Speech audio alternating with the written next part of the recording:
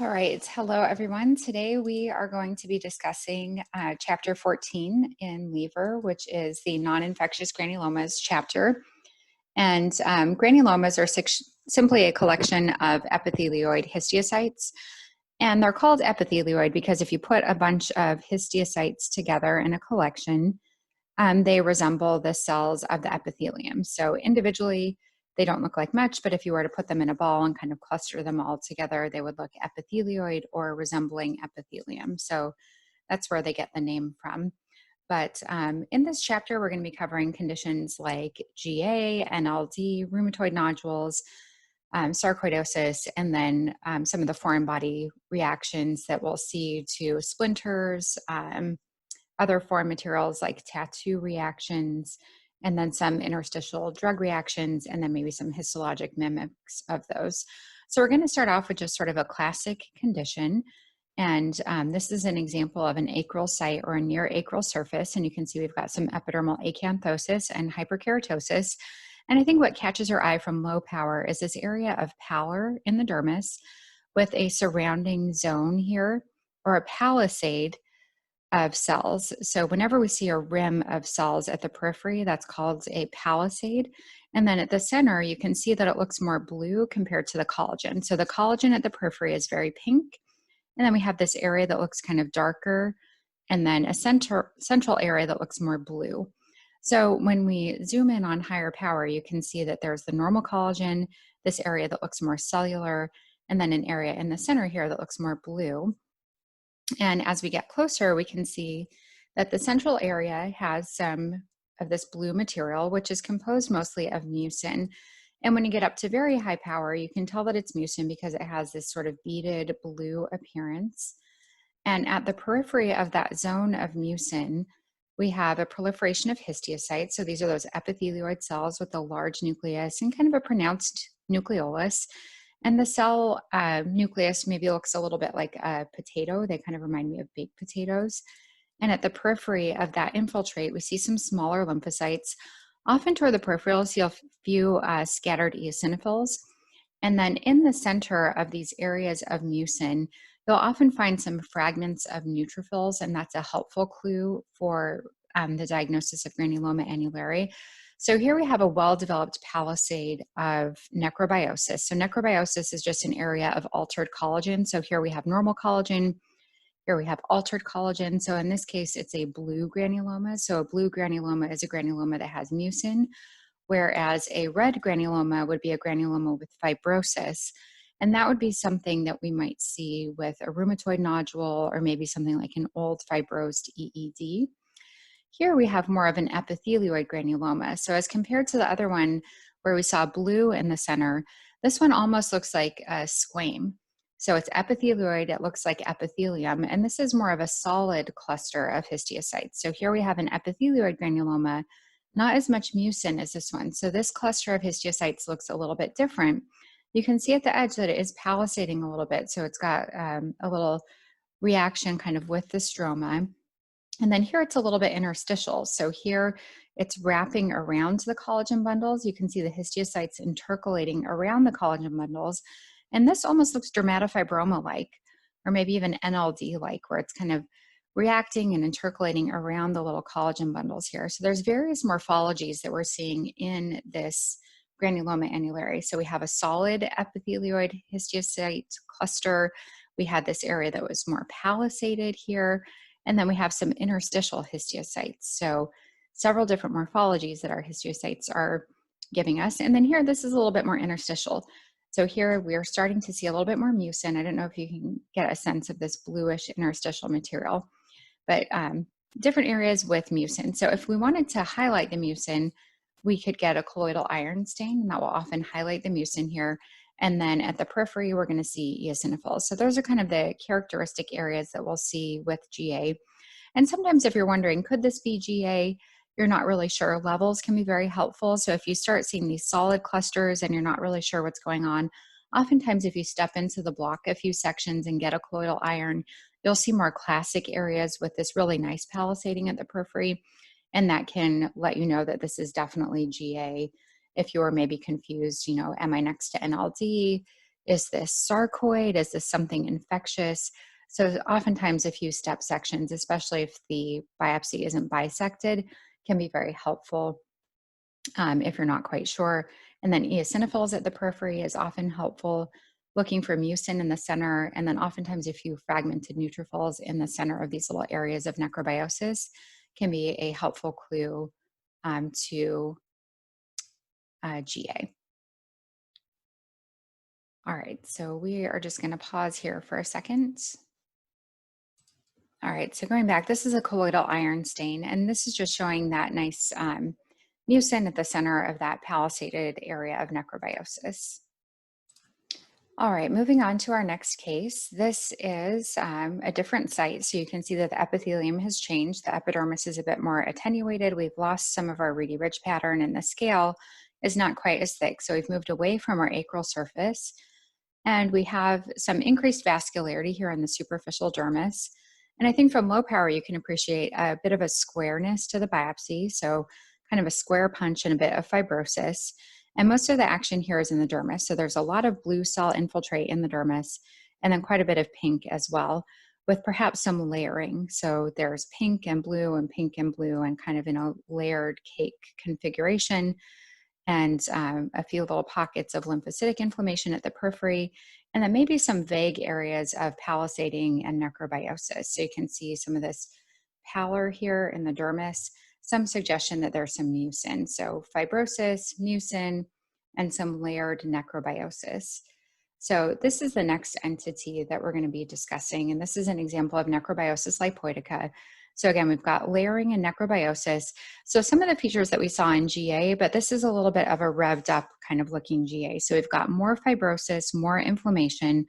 Oftentimes we'll see these pockets almost like little lymphoid follicles, more lymphocytes. Oftentimes we'll see a few plasma cells. So here are a few plasma cells, giant cells, eosinophils.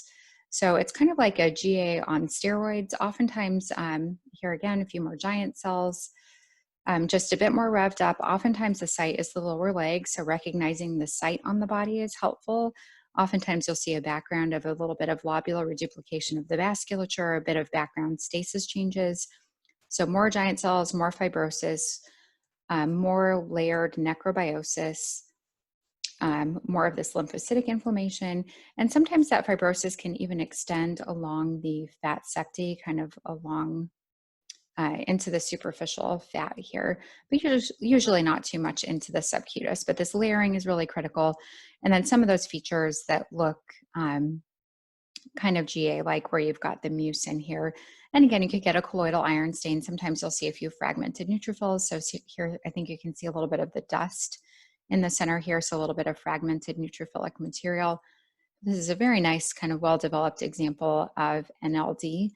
And there are cases of patients who have both GA and NLD. And also there have been reports of patients who have sarcoid, GA, and NLD. So all of these conditions can exist kind of on a spectrum. And you can sometimes see a few scattered eosinophils in here as well, but a very nice case here. All right, so on to the next case. We're back to an acral or near acral surface here. And we can see the hyperkeratosis, and what's striking again is this dermal proliferation. We've got these clusters of epithelioid cells, again, with very striking peripheral palisading, quite a bit of fibrosis. So again, you can see here the blue cells are kind of arranged in these nodular configurations throughout the dermis. And you can see that there are these areas with blue again, but in the center, there's also quite a bit of pink. So we've got areas of blue and mucin, but then also quite striking fibrosis. So from low power, there is still blue, but there's quite a lot of pink. So pink fibrosis kind of intermingled with all of these areas of mucin. So when we go up on higher power, we can see that there are histiocytes at the periphery, some areas of mucin, and then again, a few fragments of neutrophils at the center, but very prominently in here with the mucin, kind of a lesser degree of mucin and a greater degree of fibrosis. So all of this is a little bit proportionate or proportional, but together with the mucin, I think compared to the examples where we saw before, there's quite a bit more fibrosis and relatively less mucin with this example. So this one is a rheumatoid nodule, and the Main differential here is subcutaneous GA, and they can be difficult to distinguish. So the clinical can be helpful, sometimes still difficult to distinguish, but rheumatoid nodules obviously more often associated with rheumatoid arthritis. Sometimes you can actually see the rheumatoid nodules developing before a patient is diagnosed with rheumatoid arthritis, typically seen on the extensor extremities. You see these palisaded histiocytes, minimal to no mucin. So definitely much less mucin than you see with granuloma annulare, but you can still see some mucin. And the colloidal iron stain can be helpful for demonstrating that. But as you can see here, it's not absolute. So you can still see a bit of mucin, and some of it is sort of a judgment call. It can be difficult to distinguish with 100% certainty, but in general, more fibrosis and less mucin would favor a rheumatoid nodule, whereas in the example that we saw before, with quite a bit more mucin is going to favor GA. And let me just see if I can pull up the mucin here really quick. All right, so this is an example of the colloidal iron stain, and in the colloidal iron, what we're looking for is blue. So you can see those areas that looked pale on the H&E slide. Actually, in those areas, we're not seeing a lot of blue staining. So what we're looking for with mucin is this bluish material. And there is some pallor here, but in those areas that looked pale staining on the slide, there actually isn't all that much mucin staining. So that really supports a diagnosis of a rheumatoid nodule. So there is some pale zonation in these palisaded nodules, but really most of it is fibrosis and not very much of it is mucin. So again, the stain here is helpful in supporting a diagnosis of a rheumatoid nodule, but the main differential would be a deep GA, or kind of an old fibrosed nodule of GA. All right, our next case is a collection, you can see here, of more epithelioid granulomas. So you can see not as much palisading, but really throughout the dermis in this punch, we have these nodular collections of epithelioid histiocytes, really with very minimal lymphocytes at the periphery. And there's not much in the way of necrosis. So all very pretty nicely formed collections of epithelioid histiocytes. Let's just see if there are any giant cells.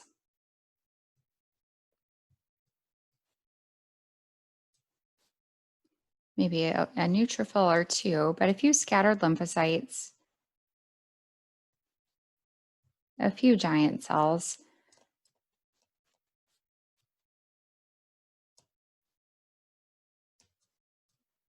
So this is a nice example of a sarcoidal type of granuloma. So these are fairly naked granulomas, meaning that there's not a lot of lymphocytic inflammation surrounding these collections of epithelioid histiocytes. And we're not seeing a lot of neutrophilic inflammation or necrosis. So when granulomatous inflammation is accompanied by neutrophils and necrosis, then we're much more suspicious for an infectious process. And still with this pattern of inflammation, it is a diagnosis of exclusion. So we still do need to exclude infectious processes, tuberculosis, leprosy, other infectious etiologies do need to be excluded. But this is a very nice example of a sarcoidal granulomatous pattern. Here's a nice giant cell. Often in these conditions, you can see asteroid bodies, which are these like star-shaped or little pink kind of intracytoplasmic collections of eosinophilic material. And those are not specific to sarcoid. You can see those in other conditions where there are giant cells. You can also see shaman bodies, which are calcified bodies that are inside of the giant cells. And those are not specific to sarcoid. You can see those in other conditions as well.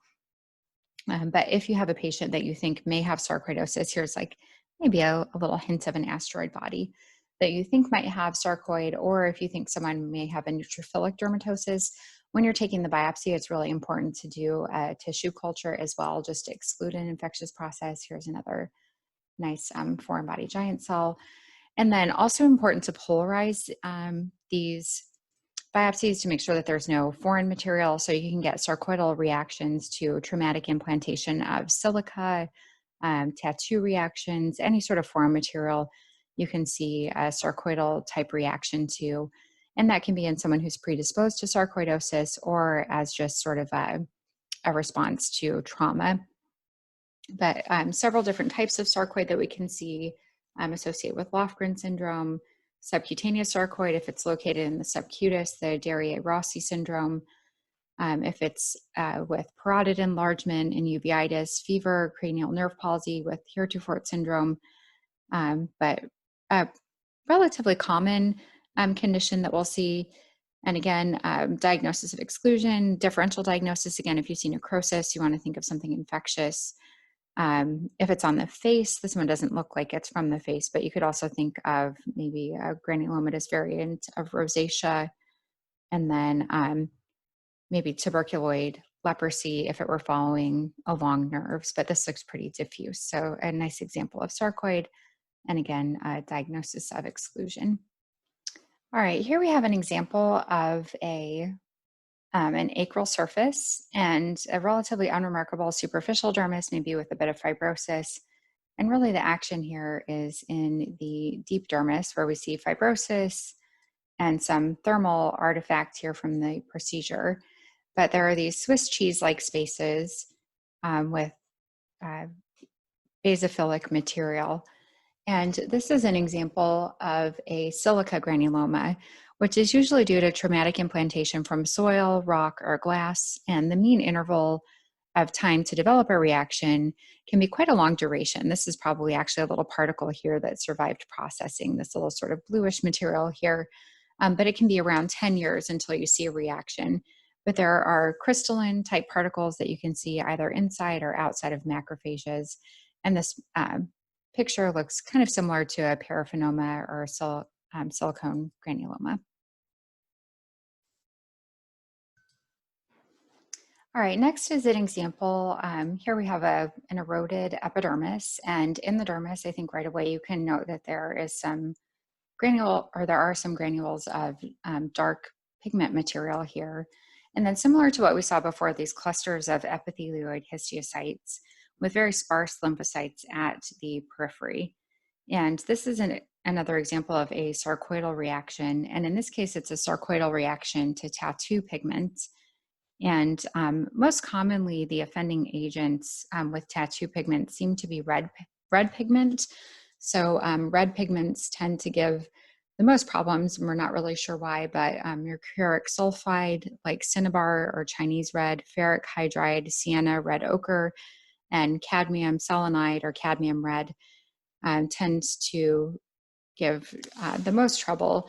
And then you can see these tuberculoid reactions with cobalt blue as well. So you can't really tell histologically what color the pigment is. The color on the slide doesn't always correlate with the actual color of the pigment. But this is a nice example of a sarcoidal tattoo reaction. And again, it doesn't mean that the patient has sarcoid, but they can tend to sarcoid. And again, also important to exclude an infectious process.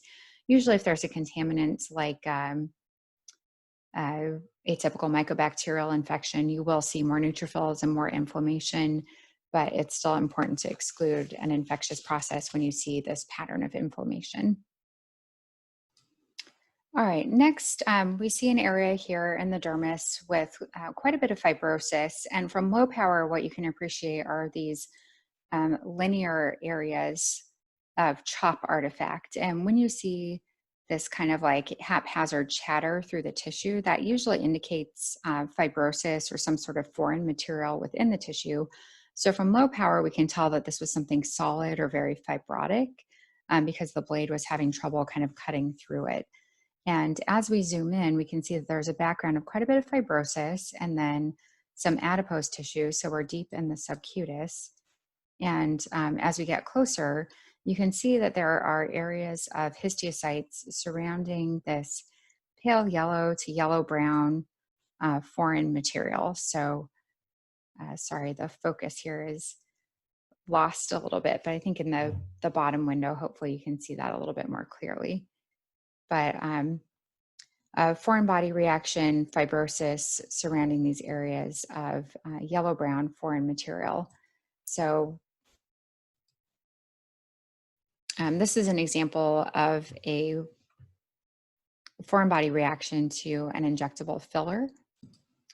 And in this case, this is an example of radius that was injected in the cheeks, kind of in the deep dermis and subcutis for tissue augmentation. So this was a radius or hydroxyapatite filler reaction. All right, now moving on, this is the next case. We have a shave biopsy, and here we can see a cluster of foreign body giant cell reaction, some fibrosis, and maybe a little bit of hemorrhage and fibrosis, and then again fibrosis here surrounding this fragment of foreign material with this beautiful pattern here. And this is cellulose. So this is a little wood splinter. So this looks like an older patient here with an atrophic epidermis and quite a bit of solar damage in the background. And then here, this is just old broken down blood or hematoidin. So red cells that have gone on to the next stage of being broken down. And then maybe over here, even some degenerated plant material or vegetation. Foreign body giant cell reaction here surrounding this cellulose material and kind of gobbling it up here, trying to break it up and carry it away or maybe spit it out toward the surface. Here's a bit that's been digested. So these cells over here have gobbled up some of this material and are starting to break it down and carry it away. And sometimes you'll see some fragments of soil, fungus, or other material that's kind of trapped in here, kind of clinging on to the edges of this. But this polarizes beautifully. So this is just a nice example of a wood splinter and that cellulose material, and then the surrounding granulomatous reaction that you get to that traumatic implantation. You can see something similar to barbers who get traumatic implantation of hairs from like hair cutting in the interdigital spaces. So that's like a traumatic pilonidal sinus. But with that, you just get a hair shaft. All right, for the next case, we have an example. This looks like an excision with 3 pieces. And in the mid-reticular dermis, there's an area of fibrosis and a blue cell infiltrate with a background of some foreign body giant cell reaction, again, epithelioid histiocytes forming some granulomas with a bit of lymphocytic inflammation at the periphery. And then these slit-like spaces, some of which have a little like cornflake material in the center here. Again, some blood here that's perhaps degenerated. And then these little flakes here are extravasated keratin. So this looks like the residua of a cyst. You see these little cornflake-like material here. So this is probably the residua of an epidermal inclusion cyst or an epidermoid cyst that has exploded. And just some of the residual keratin material here is being cleaned up by these foreign body giant cells. So we don't have any of the cyst wall left over here, but because we can see some of these little flakes of keratin within the giant cells, we can presume that there was an EIC. And there's even a little bit of perhaps an early hypertrophic scar here that is forming where this EIC was located. So again, here are a few little keratin flakes within these foreign body giant cells, and even a little bit of xanthomatous change within a few of these cells as they're gobbling up this keratinaceous debris. So this is just an example of a keratin granuloma. All right, next we have an example here of a large excision, and you can see a relatively unremarkable epidermis. And then in the deep reticular dermis at the junction of the subcutis, there's an area of fibrosis. And as we zoom in, you can see that there is an area of reactive changes with some cystic degeneration and then foreign body giant cell reaction surrounding this area, which you can see in the inset here at the bottom with foreign material here. And if we could polarize, you would see that this is polarizable, and this is suture. So this is a re-excision with suture material here. So this is just a foreign body reaction to suture material. Then over here, you can see some more foreign body giant cells, and then a mixed infiltrate with neutrophils, foreign body giant cell reaction, fibrosis, and then just a little fat necrosis right at the base of this procedure site. All right, now we can see that we have moved on to a different area of the body. So we've gone from keratinizing epithelium to mucosa, and we have this delicate vascular stroma. And here we have some glandular epithelium, and then deep to that, we have muscle. So we are on the lip, and we're actually right around the lip. And then here around the vessel is where the action is. So in keeping with the chapter in the inset here at the bottom, sorry, we'll wait for this to focus a little bit. I'll zoom out a bit here, so sorry. There's a little focus of granulomatous inflammation surrounding this duct. So we have one of the little salivary ducts here, and then surrounding that there is granulomatous inflammation with foreign body giant cells, and then a little surrounding lymphocytic inflammation. So this is an example of cheilitis granulomatosa or Melkerson-Rosenthal syndrome. And the other name for this is Melkerson-Rosenthal syndrome. And the classic triad is of recurrent edema of the lips. Some patients will present with a facial paralysis and then scrotal tongue or lingua plicata, but very few patients have all three. So usually the most common thing you're going to see is the recurrent edema of the lips. So not all patients are going to have the facial palsy or the scrotal tongue. And then you'll often see in the dermis this edema with a lymphoplasmacellular infiltrate and these small scattered granulomas. And usually they're naked granulomas, sometimes with a little bit of surrounding inflammation.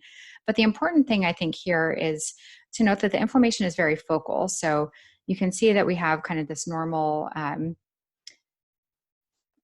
salivary glands, and there's not much in the way of inflammation, and it's fairly sparse and it's fairly focal. So it's important to get a pretty deep biopsy and a larger biopsy. So you can't just do a little shave biopsy of the lip and get a diagnosis here. So kind of a larger, deeper punch is important for a diagnosis. So this is really one where you don't want to just get a 2 millimeter punch if you're suspecting this diagnosis. A 4 millimeter punch is important, and getting a good deep punch, kind of full thickness, into the deep reticular dermis or even extending into the subcutis is very important because of the focality here.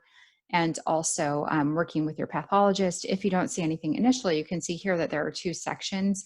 And in this other half of the punch, there's really nothing at all diagnostic. So if you don't see anything in the initial sections, it's really very important to get multiple step sections because of the focality of the histologic findings. You want to make sure that you're thoroughly evaluating the tissue to make sure that you find the diagnosis. So that's an example of Melkerson-Rosenthal or cheilitis granulomatosa. All right, next we have kind of more of a subtle case. So this is a punch biopsy that's been bisected, and you can see that the epidermis is relatively unremarkable. And in the dermis, there's a subtle interstitial blue cell infiltrate.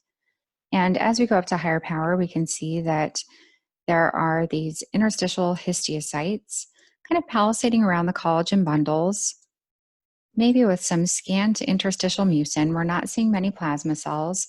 There's not much in the way of cytologic atypia, not many eosinophils, not much of a granulomatous infiltrate. Here you could wonder maybe if there's a bit of sclerosis of collagen bundles.